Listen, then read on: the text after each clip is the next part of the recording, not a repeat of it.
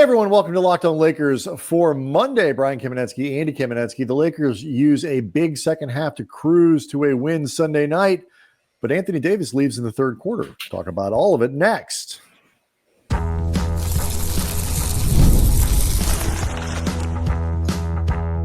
You are Locked On Lakers, your daily Los Angeles Lakers podcast, part of the Locked On Podcast Network, your team every day. Thanks to everybody for making Locked On Lakers first listen of every day, Monday through Friday, no matter how or where you get your podcasts. It's always free. Never, ever behind a paywall. And Locked On Lakers on YouTube is where over 26,000 subscribers, Andy, are celebrating a 123-103 win over the Toronto Raptors on Sunday night at the Crypt, while also having a great deal of concern over yet another poked eye for Anthony Davis. People may remember last year got poked in the eye, a little corneal abrasion. I don't think he actually missed any time with that. But dude keeps getting smacked in the face and poked in the eye. And he left the game in the third quarter. No update really from JJ Redick after the game, other than AD got poked in the eye, which quite frankly, I already knew. So on the one hand, a really good second half for the Lakers, a really good performance from LeBron James and Austin Reaves, particularly with some good bench help. Game two of this reconfigured lineup. So we can start there, or we can talk about AD. Both of them are big stories here. I'm not joking.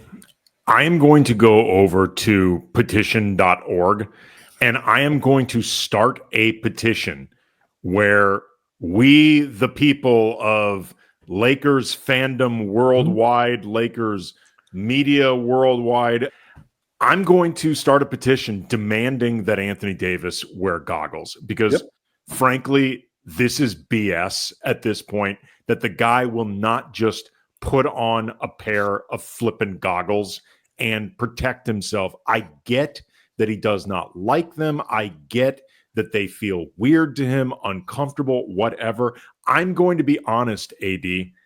I, on behalf of all people, concerned citizens about the Lakers, I'm overruling your ass.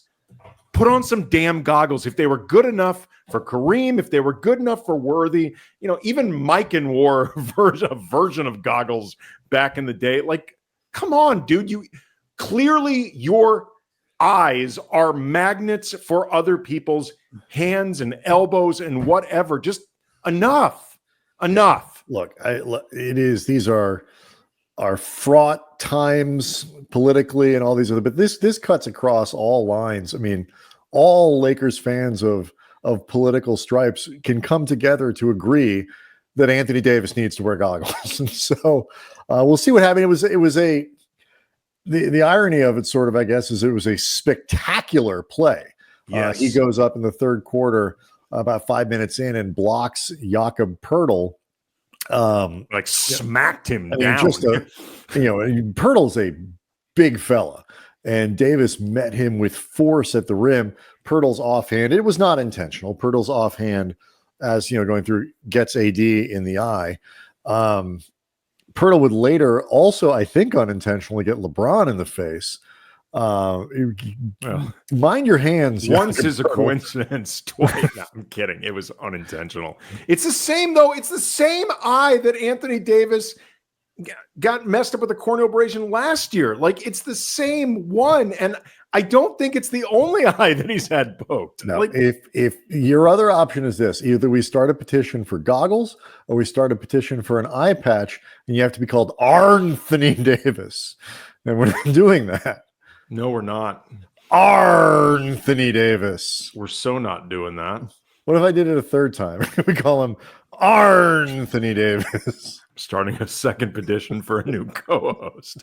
That would also probably be successful. Anyway, we'll see what happens. The Lakers do have the benefit of an extra day off.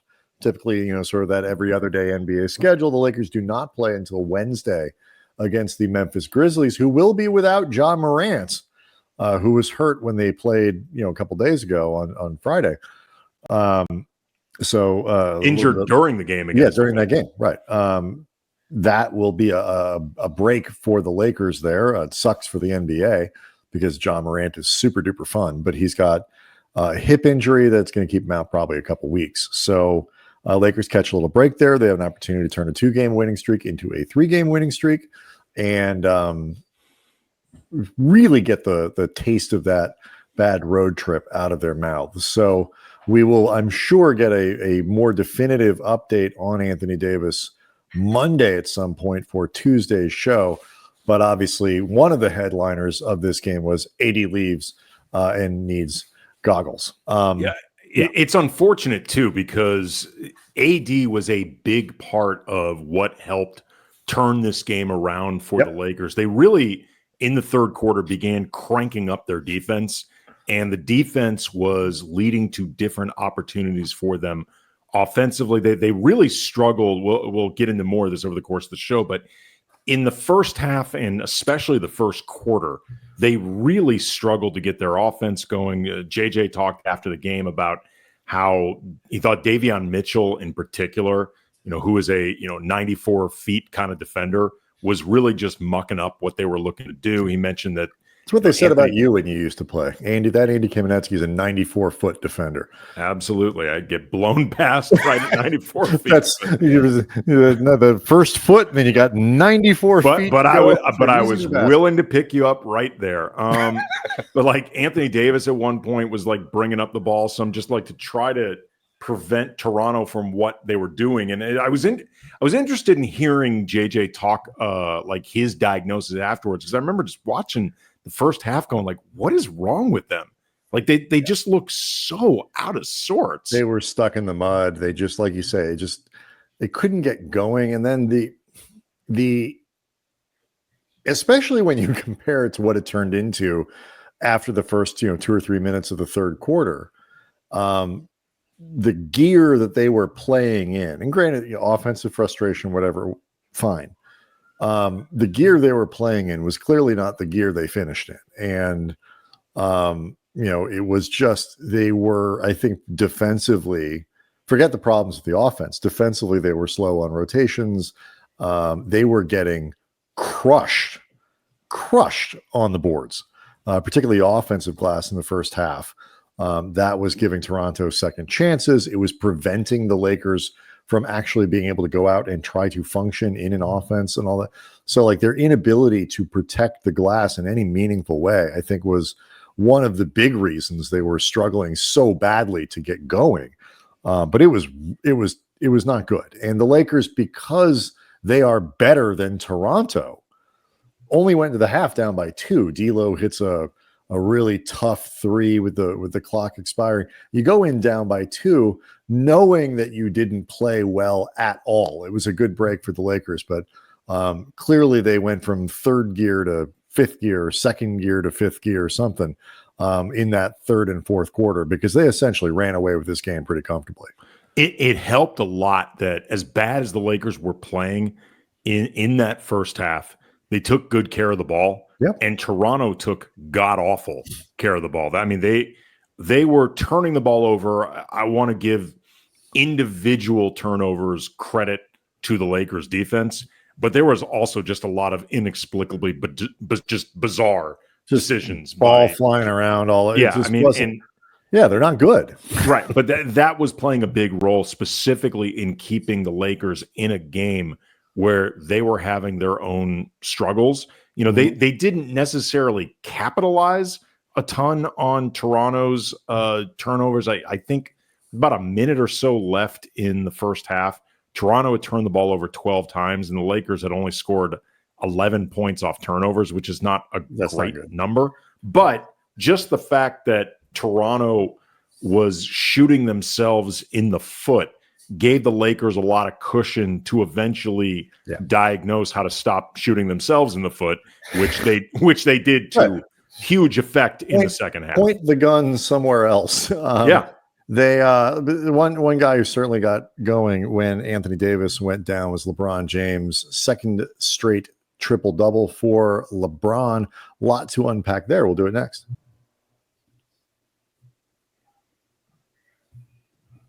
Locked on Lakers is brought to you by FanDuel. Tackle the NFL action with FanDuel, America's #1 sportsbook. Right now, new customers can bet just $5 and you get $150 in bonus bets if you win.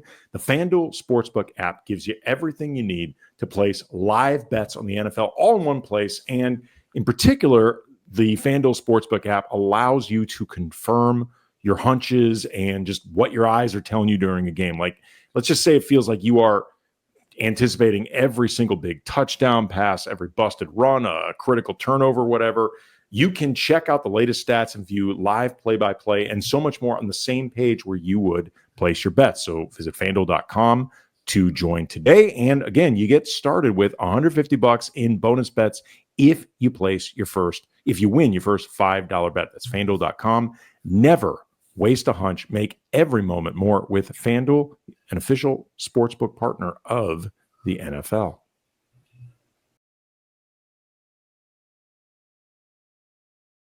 Do want to mention that today's episode, Andy, is brought to you by Game Time. Download the Game Time app, create an account, use the code LOCKEDONNBA for $20 off your first purchase.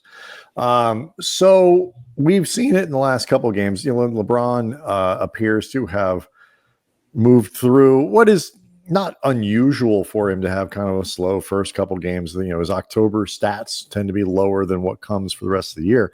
But there's always that concern. You reach a certain point.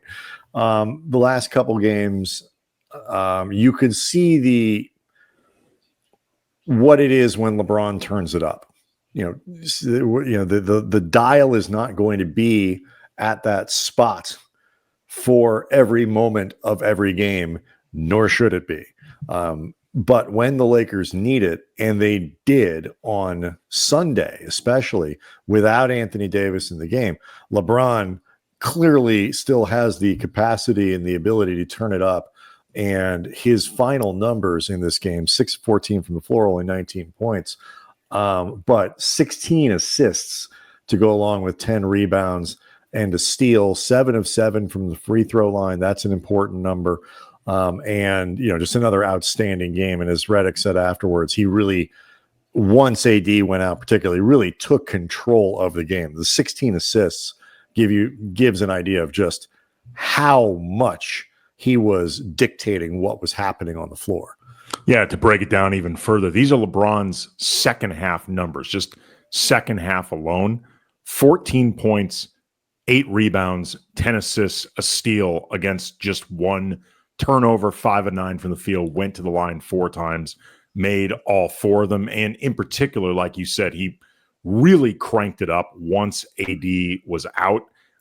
He was honestly as stuck in the mud as everybody in the first half of this game. But, he really began to help the Lakers just put their foot down and take control of it. LeBron also, ever the showman, when he got the final rebound that put him over the triple-double number, he actually gave a point to, I'm not sure who. It was somebody behind him, under the basket, or maybe to the crowd or whatever, recognizing somebody else acknowledging, hey, dude, another triple-double. But LeBron was by the daring him to get another rebound. Don't know exactly what the exchange was, but it was he acknowledged it for sure. LeBron, like all these guys, despite what they will ever tell you, was exactly aware of how many remaining stats of kind at some point would lead him to be a triple-double. And it's astonishing. Russell Westbrook has 200 of these things. I can't imagine that it's still, other than, you lose the game, maybe you shave off the ones where you're 5 of 24 and you lose the game and 11 and 10 or whatever.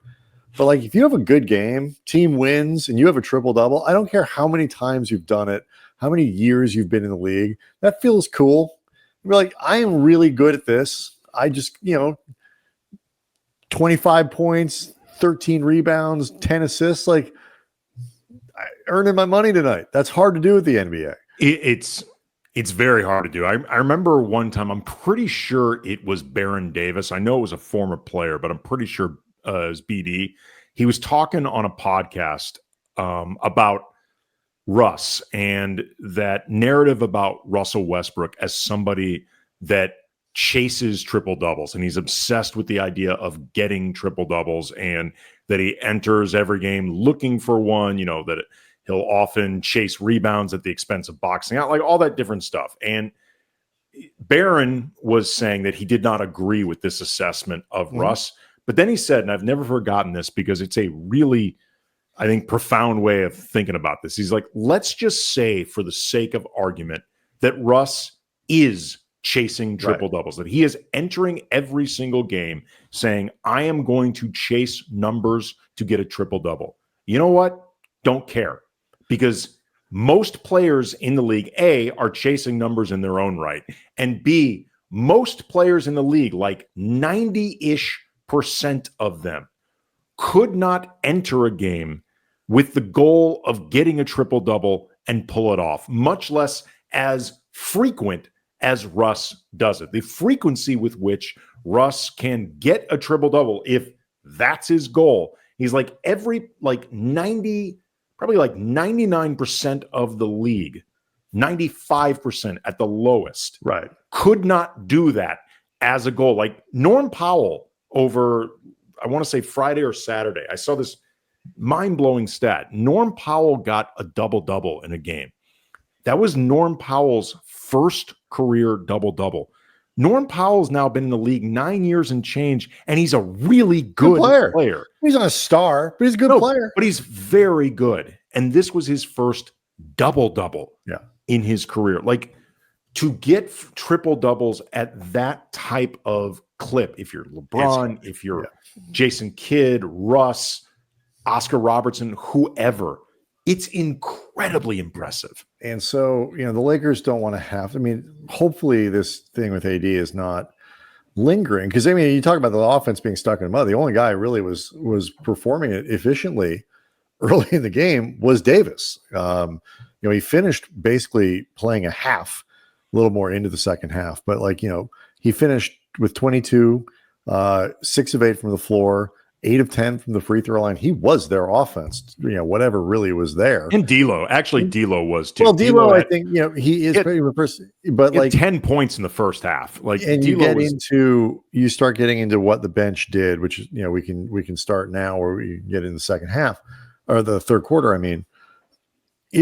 When you start to break down the stuff that Redick is looking for by making this lineup change, I think it's a few things. It's better defense. They're 2 for 2 in that regard, although neither team that they've played is particularly good. So we'll see what happens. There are a lot of conversations we can have about Reddish as a starter and all these things and what to look forward to and whatever. But in the short term, that part's certainly been better. Especially as the game went on in Philly, as the game went on Sunday. I'm sorry, not in Philly, against Philly, and as the game went on Sunday against Toronto. But the two other things is increased bench scoring. The 18 points that Russell scored on Friday, as we made the joke, only feels like more points than the entire bench has scored all of last year. That led to the whole math thing. We don't need to rehash it. No. Comment section still talking about that. You're welcome, everyone. Yes. And the third thing was, I think, trying to really get Austin Reaves going. And, Reaves had 5 threes in the first half, I believe, on Friday, finished with 27 in this game. So in that regard, Andy, we can talk after the break about some of these things more specifically. In that regard, 2 games in, it does seem like Redick's getting what he's looking for out of this. I can't imagine that he's not. And, Reddish, off the top of my head, I can remember 2 sequences where either he forced a turnover, by picking off the ball, which led to a basket, or him defending really well, and whoever he was defending lost the ball, and that led to another Laker basket in transition. They are getting what they want out of Cam. And in the meantime, Cam had 11 points. If that's Cam, a big deal.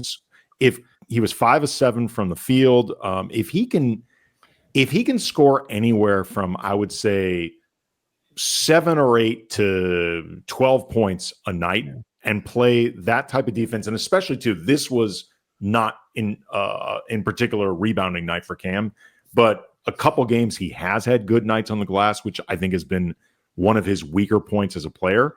If he can hit the glass and do this other stuff, Cam will be just fine in this role. Yeah, I mean, I think 8 points to me is like a reasonable benchmark. Sure. So even 6 to 8, just not 1, not 2. Mm-hmm. So after the break, let's talk a little bit more about Reaves and Russell and kind of what is working for both. Because D'Lo had another very productive night in how many minutes did he play? 26 minutes off the bench. Some of this inflated a little bit by AD. Finished with 15 points. He was a plus 18. There was, some good stuff there to like. So we'll talk about all this next.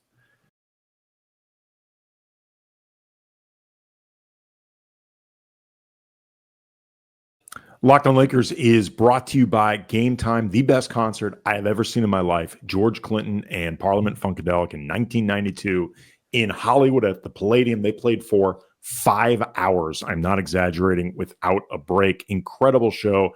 I've been chasing ever since one that could top it. I've seen a couple that have come close. Prince at the Forum, Neil Young at the Greek, John Lee Hooker at the House of Blues, a different George Clinton show at the House of Blues. And while I keep the search going, I'm going to use Game Time because they make it easy to find tickets. You can actually look forward to it with features like Game Time Picks, which filters out all of the confusing verbiage and just shows you the great deals on seats. Saves you time. It's all you want. Take the guesswork out of buying tickets with Game Time. Download the Game Time app, create an account, use the code LOCKEDONNBA for $20 off your first purchase. Terms apply. Again, create an account, redeem the code LOCKEDONNBA for $20 off.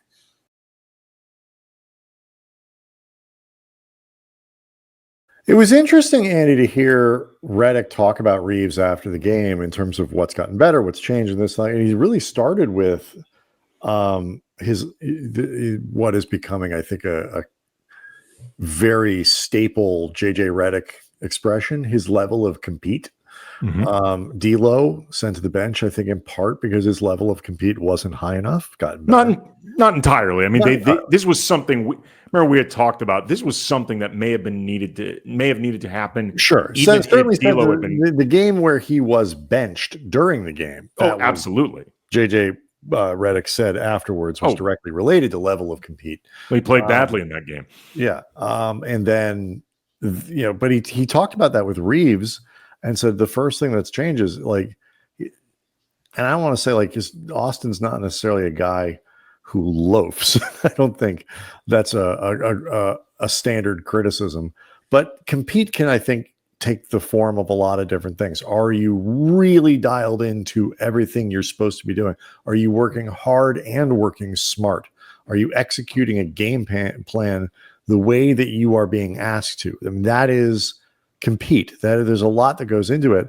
And he said, it has helped him defensively, like this move. But generally he said, first and foremost, Austin's level of compete has been better in these last couple of games. And I thought that was an interesting place for him to start when evaluating what has been better about Reaves. And again, it finished with 27 points on Sunday night. I think it definitely helps that he doesn't have to automatically take the toughest wing assignment anymore. Like, that's going to go to Cam. JJ noted after the game, Reaves still now often taking the second most difficult, but there can be a difference between the number one and the number two guy.